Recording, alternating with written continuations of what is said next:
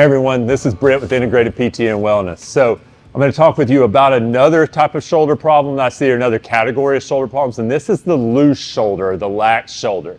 Now, it doesn't, when I say that, doesn't necessarily mean that you're someone that's had to have had their shoulder dislocated or subluxed or something before.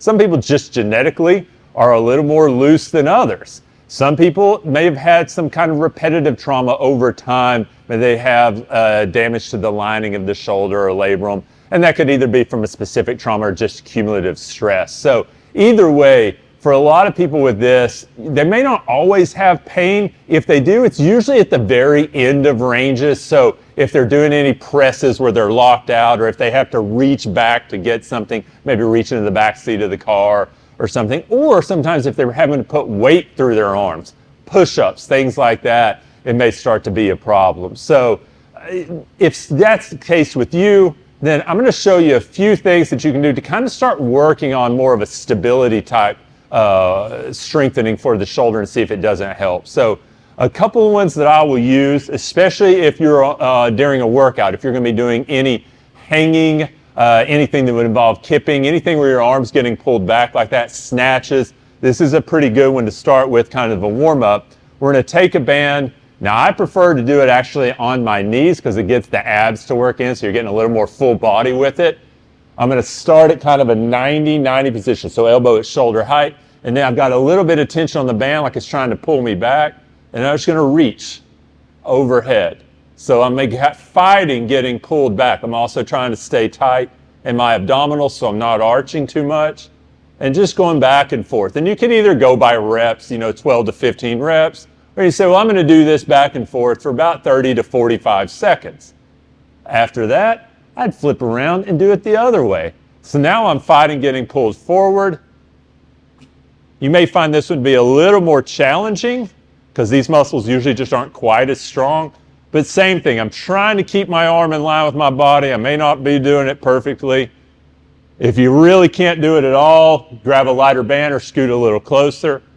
Or just going for about 30 or 45 seconds or about 12 to 15 repetitions with it. So you're just kind of getting those muscles primed to stabilize or support the shoulder, especially at end of range of these overhead motions.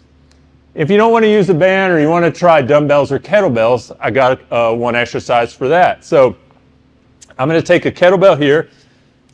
Anytime we hold it kind of bottoms up, it's going to be a little more challenging trying to control the wobble. Great if we're trying to work on stability in the shoulder. So you can either hold it, and you can hold it and just walk around or march in place. Anything that you're having to control the wobble, we can hold it here. We can hold it all the way overhead, and you can say, well, I'm going to walk to the end of the gym and back a couple of times. Or I'm going to march in place for 30 or 45 seconds in these positions, just like that. There are a couple of ways to do that. Also, I will sometimes get almost a modified Turkish getup. So I'm going to stay here, and I'm coming up and back down. I don't come any higher, but I'm always taking the top of that kettlebell towards the ceiling with it. So, and again, you could say, oh, I'm going to do 12 to 15 reps, or I'm going to go for 45 seconds or so. If you don't have a kettlebell, take a dumbbell, grab it by the end of the dumbbell. So same thing with that. You could even do the walking or the marching in the same way, but grabbing it by the end of the dumbbell is going to challenge you a little bit more from a stability standpoint.